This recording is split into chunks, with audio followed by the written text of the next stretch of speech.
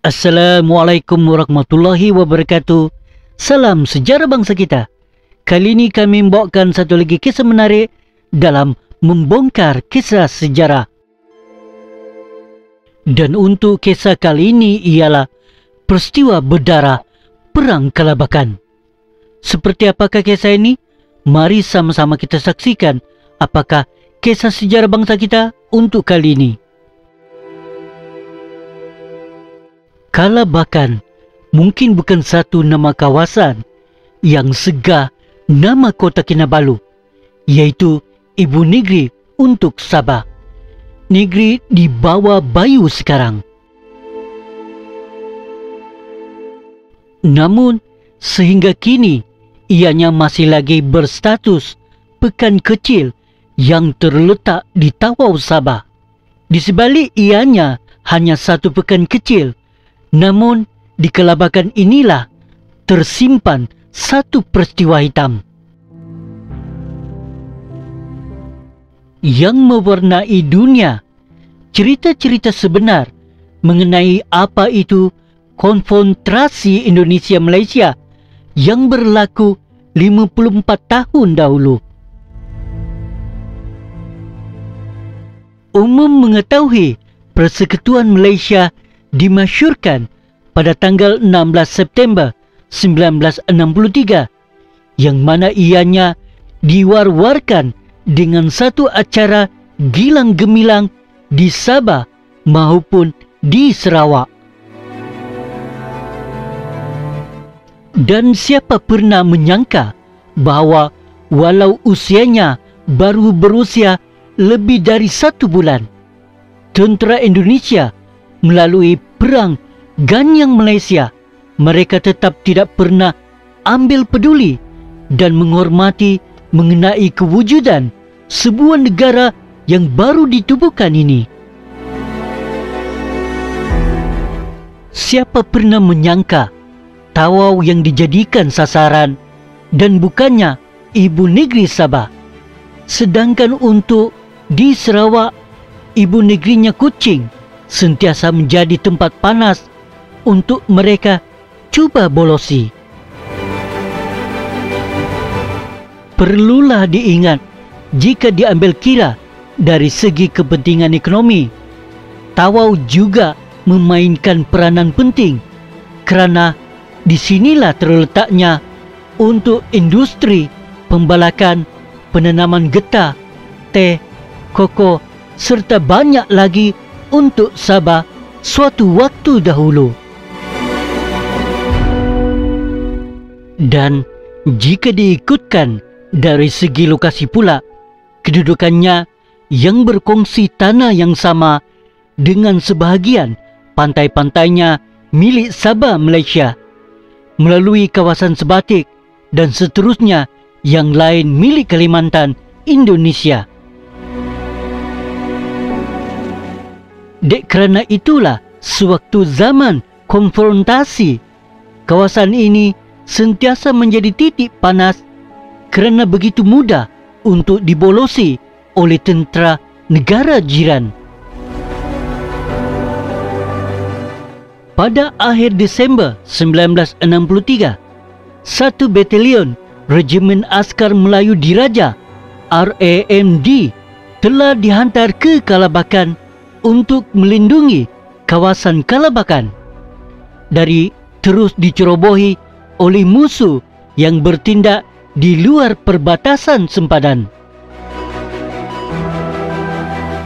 RAMD yang dimaksudkan adalah dari Batalion Ketiga Regimen Askar Melayu Diraja. Jauh sebelum ini sebenarnya di Kalabakan sudah pun mempunyai satu balai polis yang hanya mempunyai kekuatan 9 orang anggota keselamatan, iaitu dari pasukan polis hutan dan Sabah Home Guard, yang juga merupakan masyarakat tempatan Kalabakan sendiri. Apabila melihat kepada kekuatan dari unit kepolisian, ini sahaja kita sudah mampu mencongak sekiranya Kalabakan di kancah perang apalah yang akan terjadi kelak. Makanya harus ada penempatan anggota tentera di kawasan tersebut. Usai tiba di kelabakan, apa yang dilakukan oleh anggota Batalion Ketiga RAMD adalah membina kubu-kubu dengan menempatkan senjata artileri mereka di kedudukan yang betul. Diperkira base camp untuk RAMD pada masa itu adalah lebih kurang 400 ela sahaja daripada Balai Polis Kelabakan. Bezanya, oleh kerana Balai Polis Kelabakan dibina dahulu, makanya kawasannya sudah pun dipagari dengan pagar dawai berduri, tetapi tidak untuk base camp RAMD. Pada 28 Desember 1963, melalui Dunia Risikan, pasukan keselamatan Malaysia yang turut dianggotai oleh tentera negara Commonwealth telah menerima satu informasi tentang pergerakan anggota tentera Indonesia dengan kekuatan hampir 150 orang. Sedang di dalam perjalanan ke satu destinasi, kehadiran mereka hanya mampu disedari sekitar pertengahan Desember 1963. Apabila dikatakan bahawa pasukan tentera Indonesia ini telah bersikap kasar dengan mengambil barang-barang dari sebuah kedai runcit milik seorang peniaga kaum Cina tanpa membayarnya di kawasan Serudung Laut.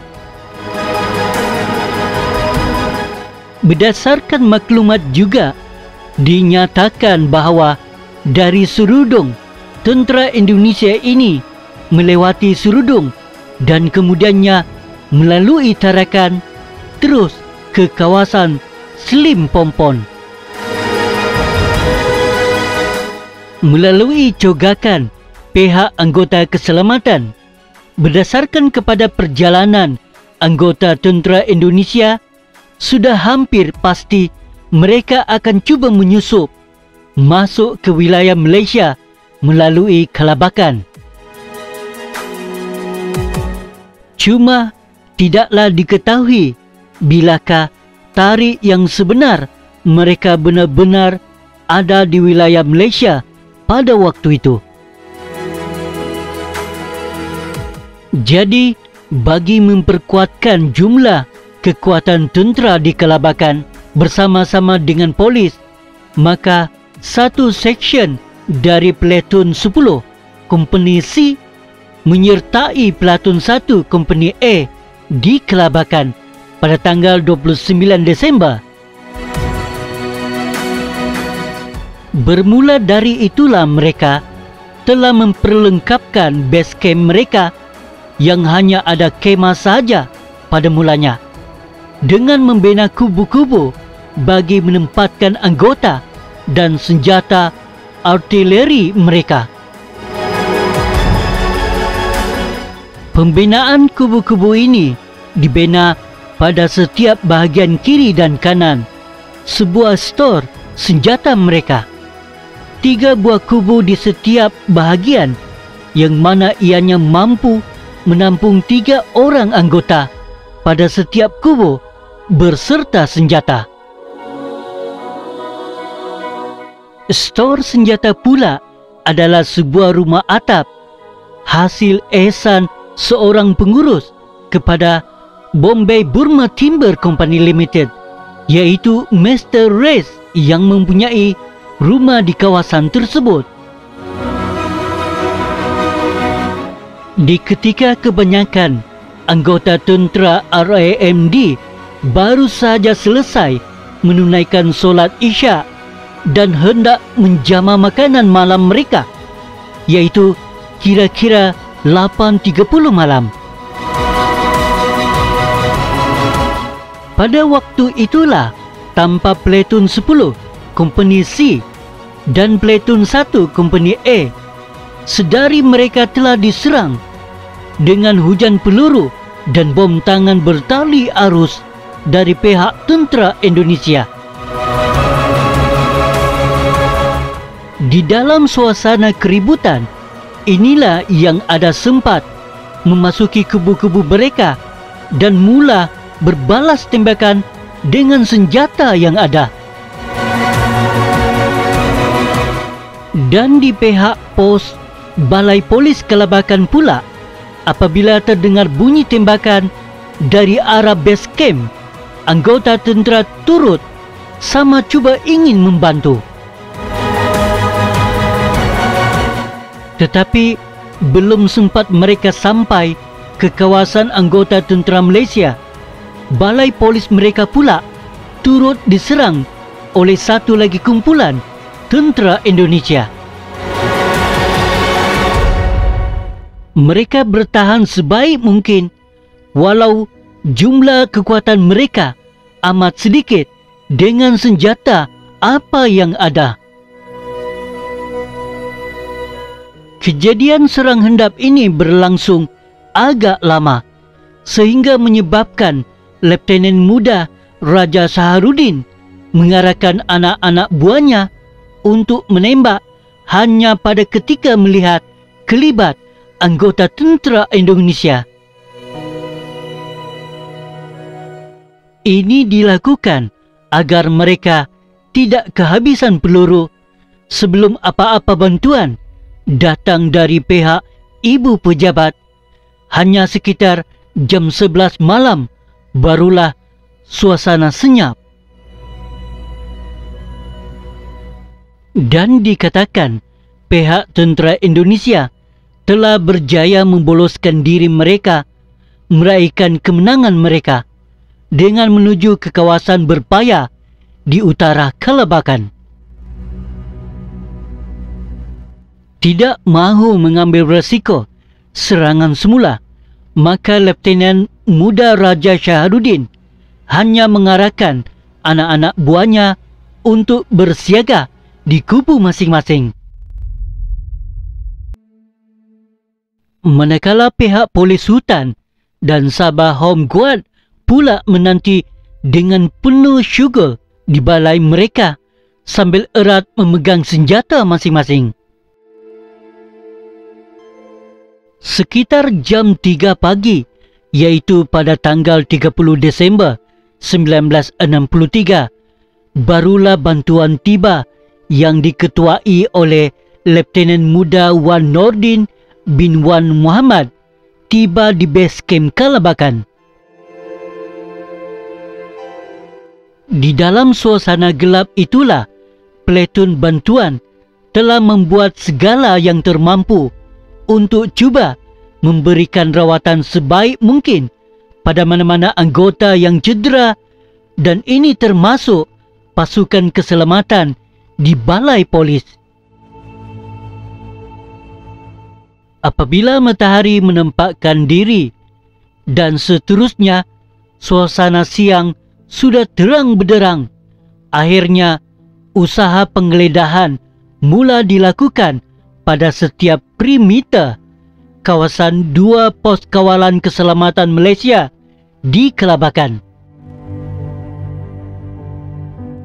Pada ketika inilah mereka sedari bahawa serangan hendap tentera Indonesia ini benar-benar telah mengorbankan banyak korban di pihak anggota keselamatan Malaysia. Peristiwa berdarah yang berlaku di Kelabakan Tawau pada tanggal 29 Desember 1963 ini menyaksikan seorang ketua kompeni dan 7 anggotanya gugur sebagai bunga bangsa, manakala 18 orang lagi cedera parah. Diceritakan hanya satu sahaja mayat tentera Indonesia yang ditemui tidak jauh dari lokasi pertempuran. Tersentak dengan serangan ini telah menyebabkan Perdana Menteri Persekutuan Malaysia, iaitu Tunku Abdul Rahman Putra Al-Haj, telah bergegas menaiki penerbangan ke Jesselton, iaitu Kota Kinabalu sekarang, pada hari berikutnya, dan seterusnya ke Tawau bagi bersua muka sendiri dengan kesemua anggota RAMD dan Polis Sultan serta Sabah Home Guard yang terlibat. Di pihak tentera negara Commonwealth pula tidak mahu membiarkan pihak tentera Indonesia begitu sahaja. Mereka telah mengantar unit 1/10 tentera Gurkha yang sebelumnya bertugas di Sarawak untuk mengambil ahli posisi keselamatan di Kelabakan, dan seterusnya menjejak musuh sehingga sampai ke lubang cacing. Di dalam siri-siri ini sahaja dikatakan 20 orang tentera Indonesia berjaya dibunuh, manakala 50 orang lagi berjaya ditangkap hidup-hidup, sementara yang bakinya bertempiaran lari ke wilayah mereka sendiri. Bagi mengenang akan peristiwa pertempuran di Kelabakan ini, telah ditanam 8 batang pokok kelapa sebagai satu simbolik jumlah 8 orang anggota keselamatan Malaysia yang terkorban di kawasan tersebut. Selain itu, 2 tugu peringatan turut dibina, iaitu satu di lokasi pertempuran, manakala satu lagi di Bandar Tawau yang menyaksikan kesemuanya nama-nama anggota tentera yang terkorban dan cedera dicatatkan nama mereka di tugu peringatan tersebut. Inilah antara rentetan perang yang langsung tidak perlu sebenarnya, tetapi atas keegoan seorang pemimpin besar yang bercita-cita untuk meluaskan wilayahnya sehingga tidak menghormati kewujudan sebuah persekutuan yang baru dibentuk, yaitu Persekutuan Malaysia, yang baru saja berusia sebulan di ketika pertempuran berlaku. Pengorbanan anggota keselamatan Malaysia turut dilupa. Dan mereka berjuang bukan untuk satu sandiwara, tetapi bagi memastikan bahawa kita terus kekal merdeka hingga sekarang.